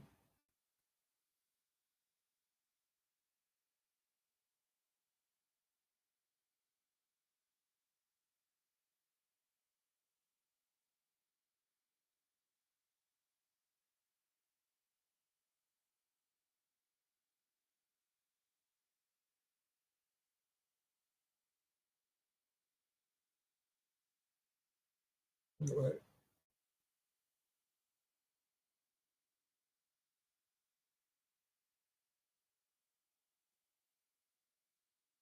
Let's work on a reel right now.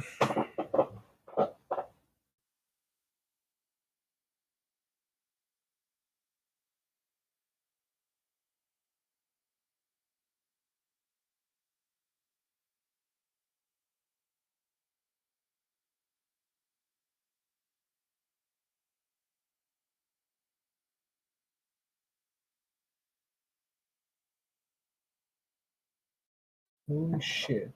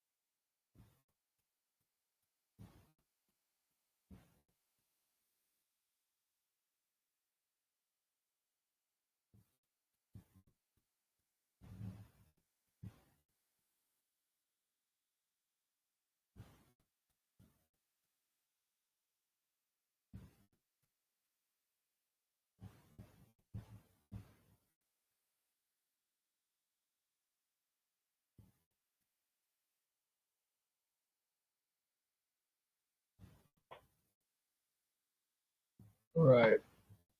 Let's see.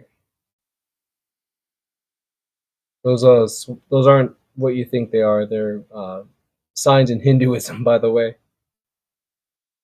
All right, let's see here.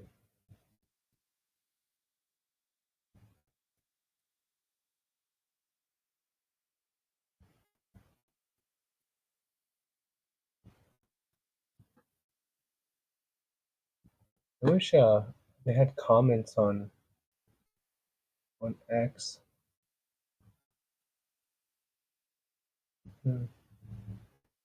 Is there chat? Oh, there is. All right, let's go at this then.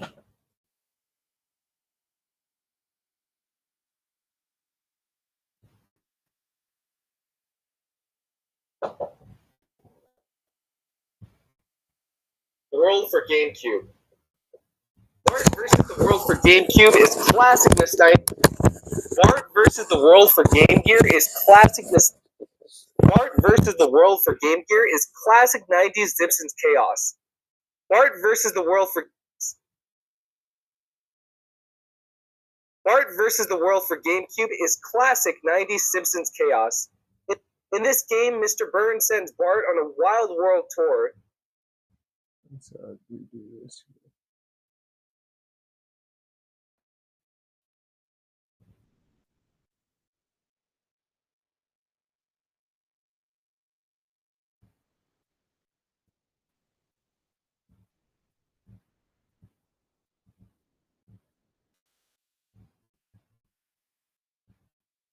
Bart versus the World for GameCube is classic 90s Simpsons chaos. In this game, Mr. Burns sends Bart on a wild world tour. In this game, Mr. Burns In this game, Mr.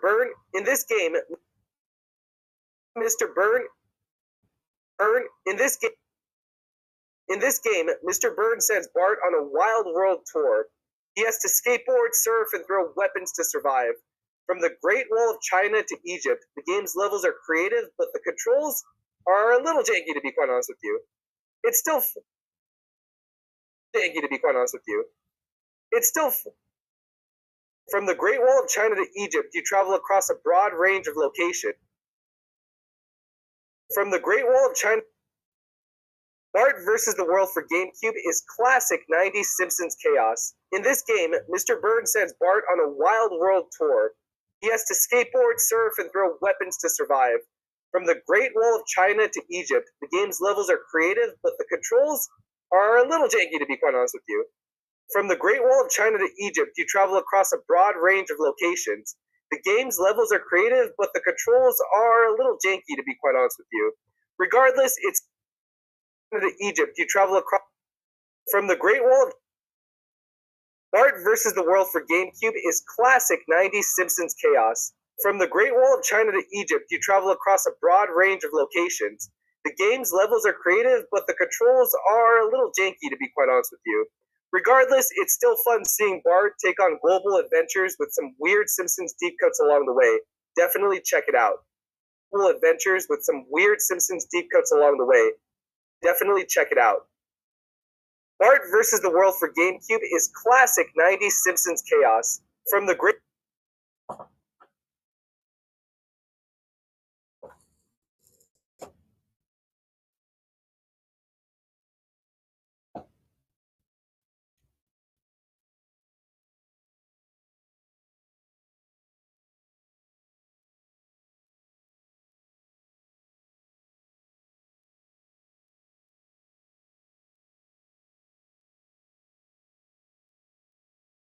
Fuck.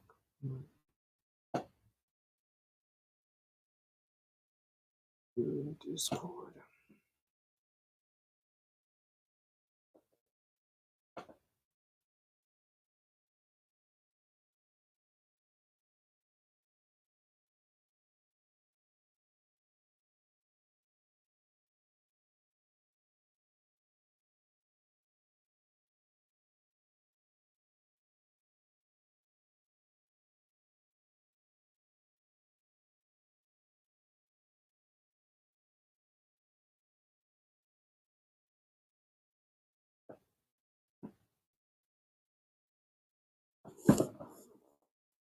Cube is classic 90s Simpsons chaos. From the Great Wall of China to Egypt, you travel across a broad range of locations. The game's levels are creative, but the controls are a little janky, to be quite honest with you. Regardless, it's still fun seeing Bart take on global adventures with some weird Simpsons deep cuts along the way. Definitely check it out.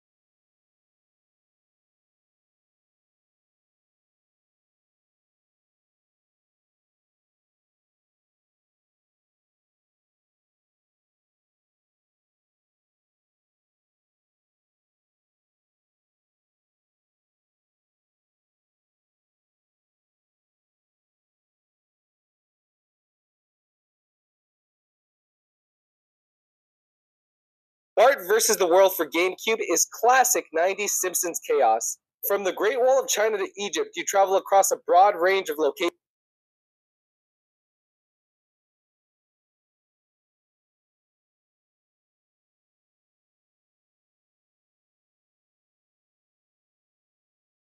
Bart vs. the World for GameCube is classic 90s Simpsons chaos.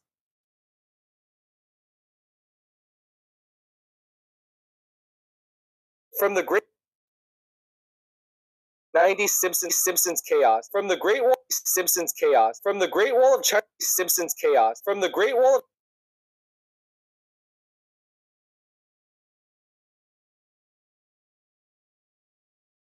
Simpsons chaos. From the Great Wall of China Simpsons Chaos. From the Great Wall of China, Simpsons Chaos. From the Great Wall of China, Simpsons Chaos. Simpsons Chaos. From the Great Wall of China, Simpsons Chaos. From the Great Simpsons Chaos. From the Great Wall of Bart vs. the World for GameCube is classic 90s Simpsons Chaos. From the Great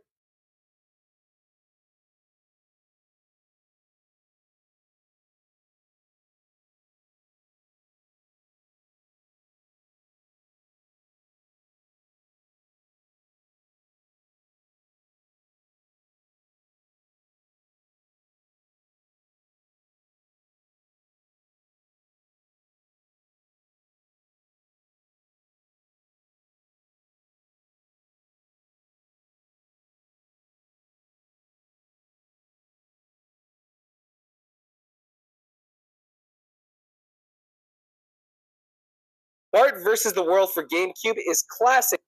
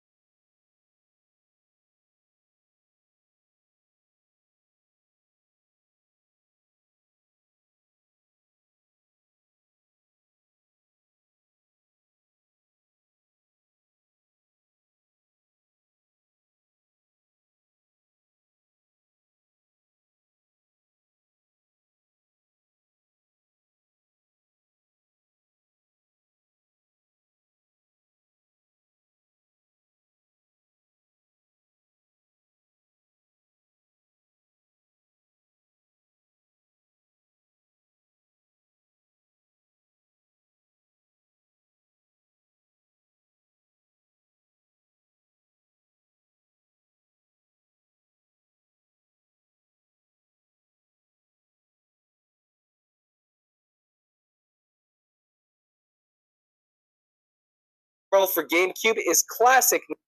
Bart vs. the World for GameCube is Bart vs. the World.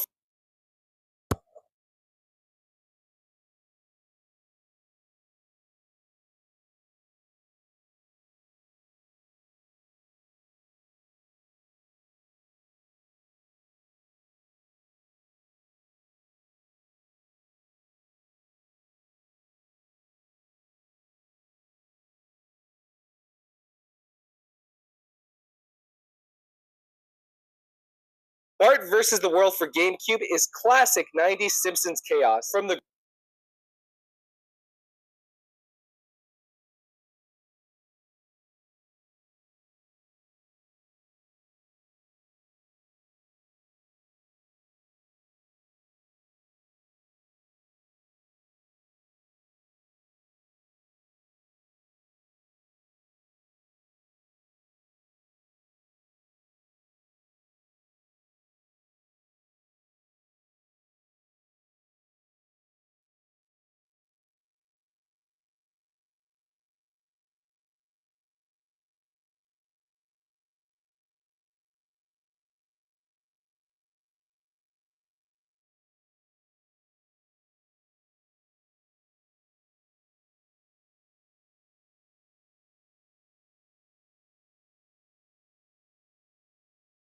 Bart vs. the World for GameCube is classic.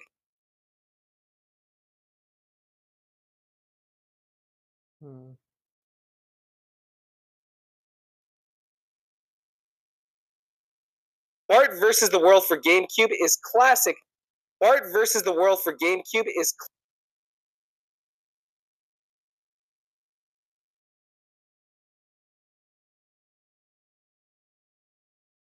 Bart vs. the World for GameCube is classic 90s Simpsons Chaos. From the Great Wall of China.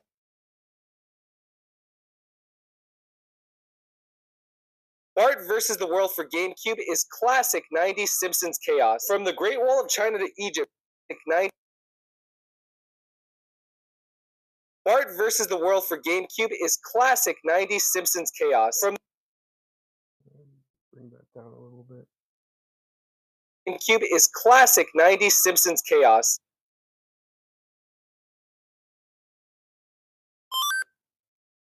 From the Great Wall of Bart vs. the World for GameCube is classic 90s Simpsons Chaos. From the Great Wall of China to Egypt, you travel across a broad range of locations.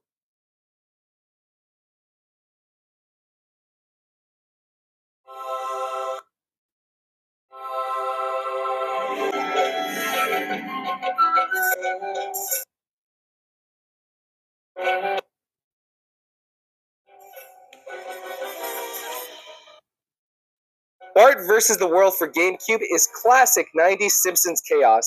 From the Great Wall of China to Bart vs. the World for GameCube is classic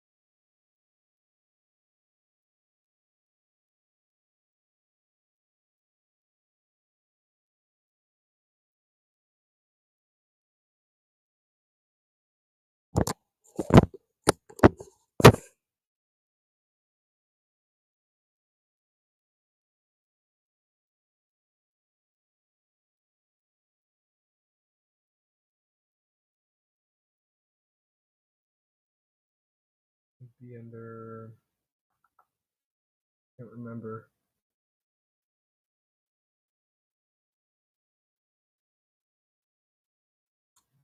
Intron.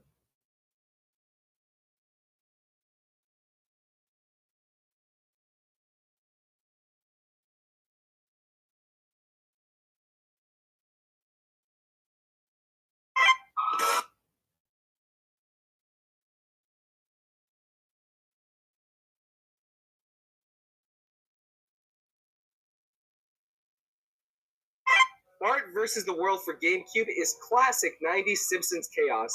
From the Great Wall of China to Egypt, you travel across a broad range of locations. The game's levels are creative, but the controls are a little janky, to be quite honest with you. Regardless, it's still fun seeing Bart take on global adventures with some weird Simpsons deep cuts along the way. Definitely check it out.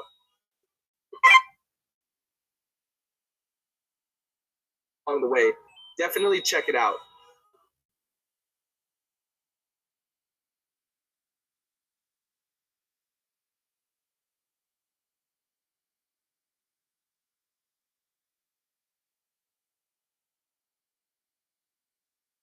Check it out.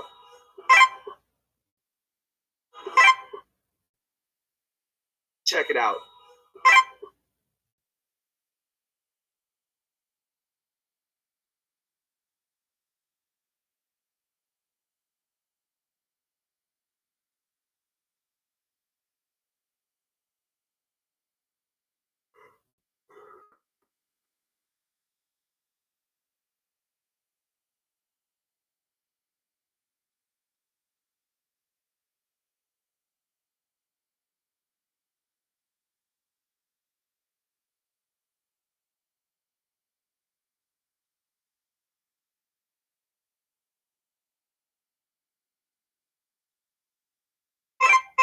Bart versus the World for